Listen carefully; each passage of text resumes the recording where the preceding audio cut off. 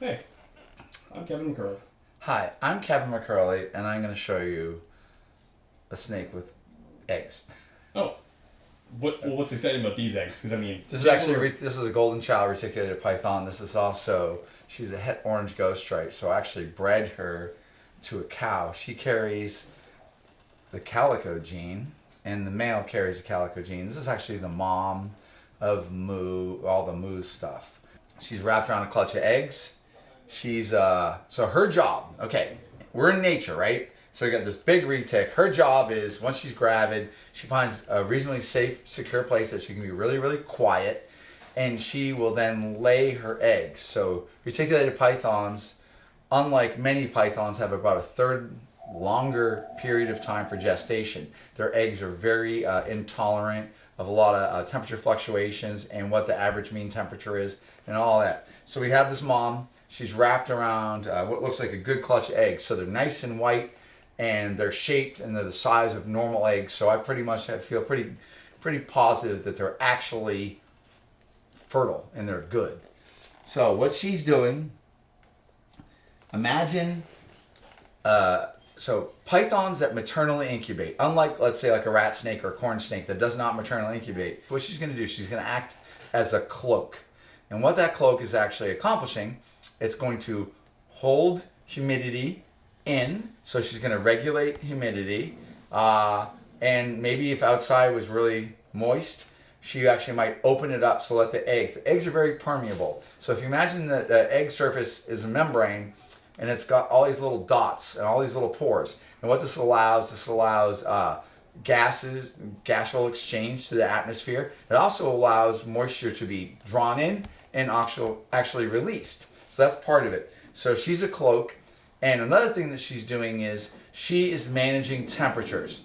And I've never seen this, but this is the way I determine this, or this is what I feel. It is my strong opinion. The eggs, a clump of eggs, actually, we go through the development of a baby inside this egg. It's using energy and it's turning the energy into growth and all that. So you have, there's a whole metabolism going on there. And anything that has a metabolism is going to generally generate heat. So that's energy. So what's happening is as these eggs, this group of eggs, is growing embryos, we have heat being produced. So the eggs are actually the engine of the heat. You always hear about the snakes twitching, muscle contractions, and all that. And so what they're thinking is the mother snake is actually the one that's generating the heat for these eggs and then transferring that energy to the eggs. Actually, I don't think that's actually correct. And I should probably do a study on this. But what's happening, the eggs creating heat, she'll open up her cloak to dissipate heat. And if she's feeling it's too cold, she'll wrap really, really tight, and she's going to hold in all the energy. And so she essentially is this cloak that's managing this exact temperature they want to be. And generally it's about 88 degrees is what the target is on a reticulated python, what we're shooting for. And the temp gun is always pretty nifty. So if I leave this animal to maternally incubate, it might take 90-ish days, okay? So that means I have to make sure I present humidity in the environment. And I also make sure I have reasonable temperatures. So not too cold, not too hot. In this case, she's on the bottom of a stack of cages. There's a heat panel, and we pretty much have this hot spot right here set for around 88 degrees. And what I'm doing is I'm making her job as easy as possible. So she'll just sit there and wrap around the eggs. We spray down the cage. I could make this really pretty and put a lot of moss in here. And the moss is going to generate a source of moisture that these eggs can pull in. I can also spray down. She has a pretty thick layer of paper. I can spray this down. I can spray the roof of the cage and mist it down. So all these different things. I have a couple water dishes right here, so it's present.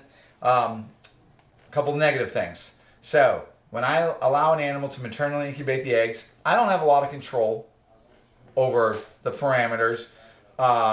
Humidity, if I got a bad egg, all the different stuff. So whenever I maternally incubate eggs, I tend to let things be a little bit drier than wetter, because wet eggs like to, sometimes they'll die and they'll mold up and they get really nasty. You get the green eggs, and that's a symptom of Pseudomonas aeruginosa, and that likes to eat other eggs sometimes. So a little bit dry or sometimes safe. You can always save an egg that's a little too dry as opposed to an egg that's too wet.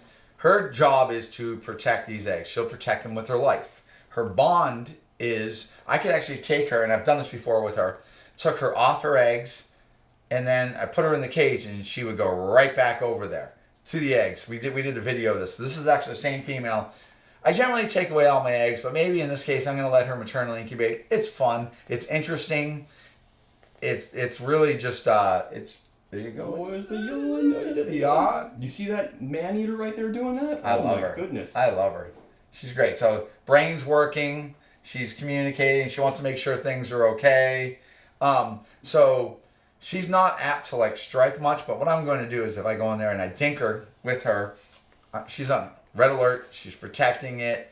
You know, what am I doing? But if I kind of work with my knowledge of the animal and stuff, and I give her brain a chance to work, we're pretty good. So I'll use something like that.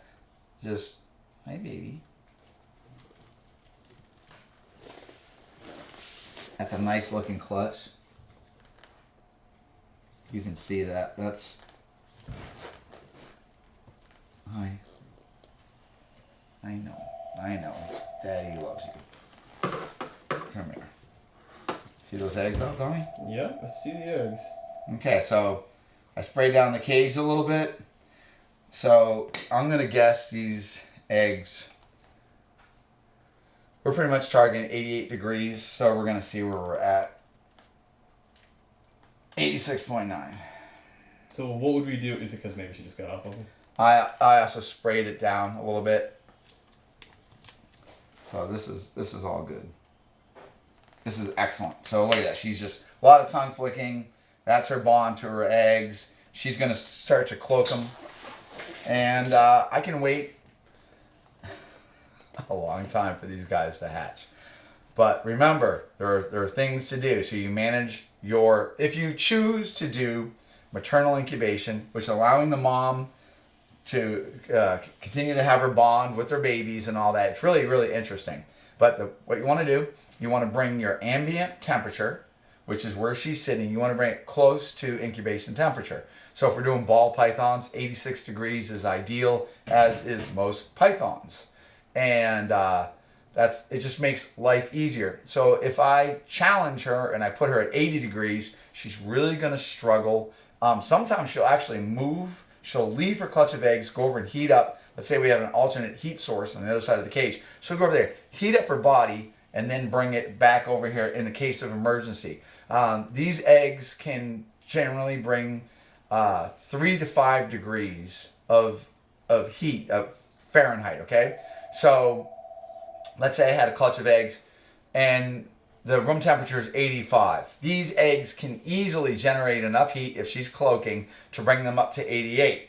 But if I put it down to 80, they might struggle to bring maybe the eggs only to 85 or 86 degrees. At that point, gestation is going to take longer because the average mean temperature, if that is cooler, so let's say we're going to say ideal temperature is 88 degrees, and let's say they're going to still live at 85 degrees, it's going to take longer for them to develop and the whole deal. It's going to be a little bit more hassle for her, more of a struggle. So we're just going to just keep it pretty much 88 degrees, keep life nailed. That looks like a really good clutch. This is probably close to 50 eggs in this. They look great. They're kind of dimpled in a little bit. I love that.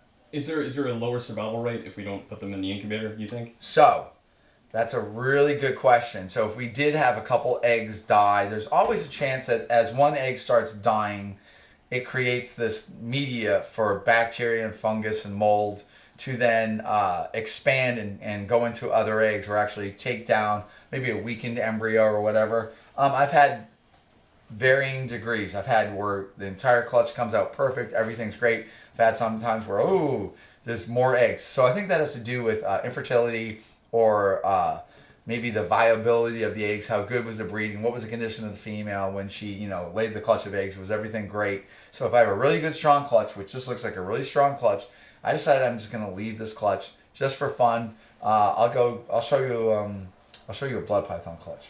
Guys, this is like so whenever you have a snake maternally incubating, you're gonna want to check in 3-4 times a week.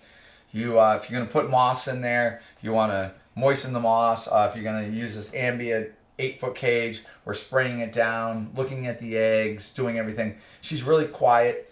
I wouldn't want her to maternally incubate up where she's up like on chest height where she's constantly being disturbed. She's in a quiet, low location, so I think it's gonna be okay for her. She's fine. During this whole time, she's not eating. That's another thing. So by the time she gets off these eggs, she's going to be thinner because normally when these animals lay their eggs, we'll wash them off. We want to get rid of a chemical bond. And once they stop smelling the eggs, a lot of times they'll return back to feeding and then you can get the food into them. So it's definitely less stress on the animal when they're not maternally incubating. But sometimes we really love to see a mother snake and her babies. It's really cool. This is like one of the most impressive albinos of pythons. The T-negative blood. Bloods continue to be misunderstood. What a wonderful species. You get all the benefits of that big snake in a shorter package. And I don't know. These just have never gotten the limelight. And they can be made incredibly sweet and social just by you earning the trust. They're a little misleading because they're smarter than we think they are. They're just they also hold grudges. Really? Yeah. Oh yeah, they hold grudges. So I'll show you another one. Here's one. There's a clutch of eggs. So we'll end up taking these eggs away just to make that one's life easier. How many do you think are in there? 12. 12. Bloods don't sell as well. Why do you think that is? They're perceived as like a fast striking monster snake. Is that? Maybe because first of all it's called blood pythons. Yeah. I don't know because it makes you bloody. No, that's not. It's because of their color. Look at that. I mean, you're the one that names all your stuff Lucifer this, Lucifer that. That's a different thing. I'm metal. What else do you want to show me? Anything else in here? Kevin wasn't having a good day today. I think I'd cheer him up, but we'll see. I gotta get back to reading some stuff. You gotta read stuff? What? Like books? No, I gotta write books. They want me to write books. Oof, do they want me?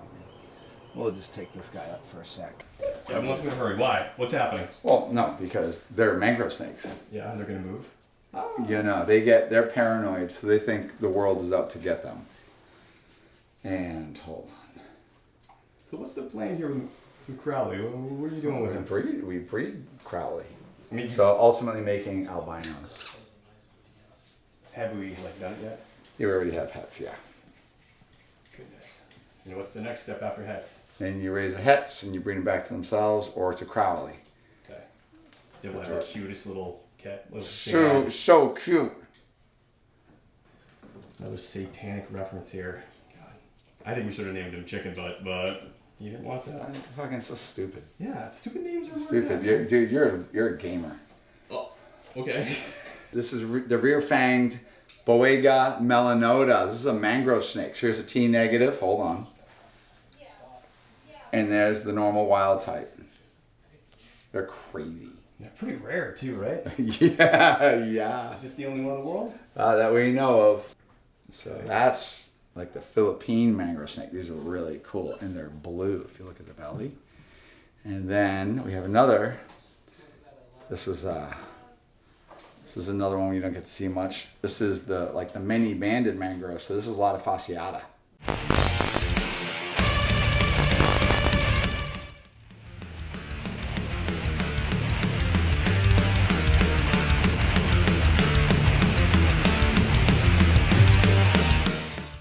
I gotta turn my camera on, dude.